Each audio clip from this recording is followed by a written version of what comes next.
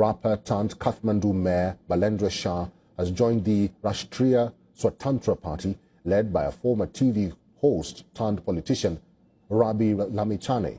Nepal is heading to elections in March, and a rapper could become the country's next prime minister.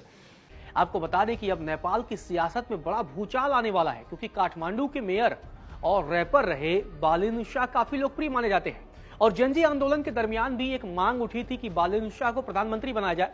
हालांकि इसके बाद से सुशीला कार्की के नाम पर मुहर लगाई जाती है और वो प्रधानमंत्री बनती है। लेकिन अब नेपाल में अगले साल यानी कि 5 मार्च 2026 को चुनाव है और 5 मार्च को जो चुनाव होने वाले हैं उससे पहले ही बालेंद्र शाह ने एक बड़ा सियासी दांव चल दिया है और एक दल से गठबंधन किया है और उस गठबंधन करने के साथ ही प्रधानमंत्री पद पर दावा ठोक दिया है।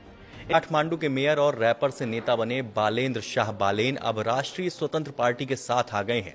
इस पार्टी का नेतृत्व पूर्व टीवी होस्ट रवि लामिछाने कर रहे हैं। इस गठबंधन को नेपाल की राजनीति में बीते 3 दशकों से हावी पुराने दलों के लिए सीधी चुनौती माना जा रहा है।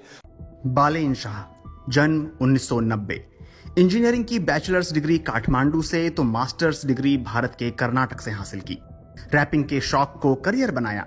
सुनने में तो किसी आम लड़के की जिंदगी लगती है, लेकिन इस आम कहानी में बड़ा ट्विस्ट आया साल 2022 में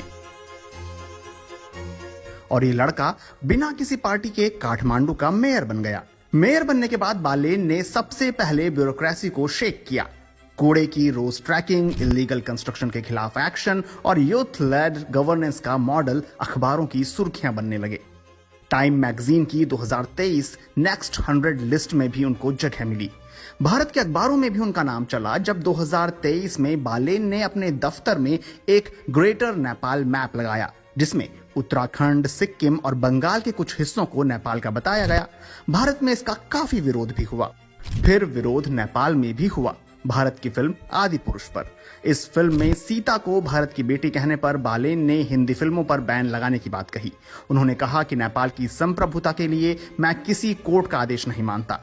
अब 2025 के जेन जी प्रोटेस्ट में भी बालेन ने यूथ को सपोर्ट किया और सोशल मीडिया पर लिखा, अब देश तुम्हारे हाथों में है।